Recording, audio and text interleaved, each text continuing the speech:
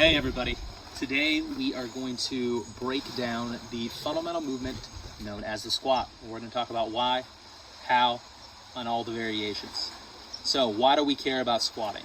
Squatting is maybe the most fundamental human movement that we do, maybe besides walking.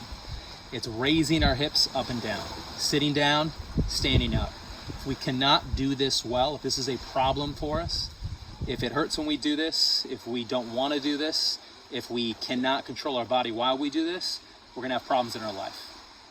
If we can do these things well, we're going to do very well at life and very well at sport, if you care about that kind of thing. So, how do we do a squat? Okay, good squat versus bad squat. Let's think about three things here. Our spine, our hips, and our shoulders. For a good squat, we need to turn all of these things on. So we start with our core on. Hips being on means pushing the knees a little out so that our knee always stays over our foot. And finally, shoulders on means shoulders back and down. With all those things in place, I can now squat and come back up. So if we can do this well, we have a lot of different ways to express this while we work out. Now, what does a bad squat look like? Bad squat looks like, first of all, again, starting at the core. If our spine is out of control when we squat, we're hunching our back or arching our back and not knowing it. Second, if our hips are out of control, that means knees moving in directions that we don't want them to. We want to keep them over the feet. And finally, the shoulders. We don't want them dumping forward and pulling the upper back out of alignment. So that is a bad looking squat. Oh, one final point, keep your feet flat in the ground. If you find yourself squatting and coming up on your toes, that is not how to perform a good squat. We cannot do anything good on our tiptoes, except dancing, stuff like that. There's a few things you can do. So, that's a bad squat. Now variations.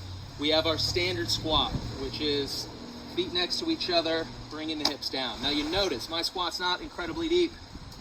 That's because my knee does not allow me to go further. For you, I want you to be able to go as deep as you can while maintaining our good rules: core, hips, and shoulders. Now, if you struggle with this, you pick your own depth. Pick a depth that's challenging. That's totally fine. Second is foot position. If you have an ankle injury, it might pay off to move your foot up a little bit or in a little bit different spot. I don't care if your feet are right next to each other. What I care about is your hips going down and your feet are flat on the ground, not your feet or your toe is on the ground like this, regardless of what's happened to your leg. I want that foot flat on the ground. Now, even if we control the depth and control our foot position, if we still have issues balancing, let's bring in another object to help us out. Hold on to something. Grab a chair. We can do a squat while holding on.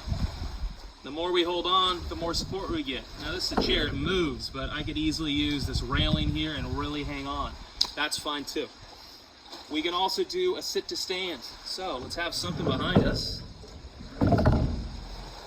If we cannot do a squat freestanding, this is a fine variation. And of course, the higher the chair, the easier. The lower the chair, the harder. The less we sit, the harder it is. If we just touch, we make it a little harder. Also, you don't have a chair. You can lean against a wall and slide your butt down the wall. That is also totally fine. Now, maybe you're an athlete who spends a lot of their time in a device or on the floor, spinal cord injury, or something else, recovering from another injury. We have some options here. You can go down to a kneeling position. You can go from a high kneel to a low kneel. This one's actually really difficult for me because my knee doesn't bend that far. But for others of you, this might be enough stimulus. I have one athlete with a traumatic brain injury, a stroke, that this is plenty hard and we can work and balance here. That's totally fine variation. Also, if this bothers you for some reason, you can't do it. We can still work the hip, which is the goal of this movement, to move the hips up and down with a glute bridge. That is a totally fine movement. I think I'll have a separate video on the glute bridge by itself. And let's say our legs do not work at all. We had a spinal cord injury and only our arms work. We can still go through this hip motion by going quadruped to child's pose. So getting up into this position and then leaning back all the way down, butt to heels, and moving our hips from high to low. For this, you'll probably need to stick something behind the feet, some furniture, a wall, so your feet don't slide backwards. Now, another way to look at this movement, if your legs don't work at all, or you can't use your legs because you're injured or post-injury, if we're talking about moving our hips up and down, and our legs aren't going to be helping us, then we need to have our arms do the work for us. So we can do a dip. I have some yoga blocks, some books will work. You can do one on something high like a chair as well for something more difficult. And we're going to now raise and lower our hips. All the same rules apply to all these movements. Our core is engaged, our knees are over our feet, our hips are turned on, and our shoulders are rolled back and down. Nice proud chest. So that is all the ways you need to know how to squat. Now, what are our goals when we squat?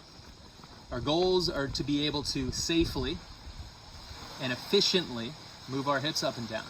And so you choose whatever variation, to whatever depth, with whatever scale, that is difficult but safe for you. And then we try to work up to constantly make it more difficult. If you're holding on to something, try to hold on less strong. If you're doing a sit to stand, try to sit down a little less. If you're in a kneeling position, try not to hold on to anything when you do it. So we can make these things more and more difficult so we can always push our boundaries. Guys, if we can do this well, you will live well and live long. You cannot do this well, your body is always going to be a problem. It's not about where you get to. I'll never be able to do a perfect squat with my right leg. It's about moving from where you are to a little bit better. Oh, and speaking of a perfect squat, if your legs are doing real well, you're watching this video, this is where I expect you to go. Now, if I had two good legs, I'd be able to squat to this depth on both of them. Feet flat in the ground, shoulders not dumped, spine in control. All right, no excuses, guys. That's how you squat. Now memorize it.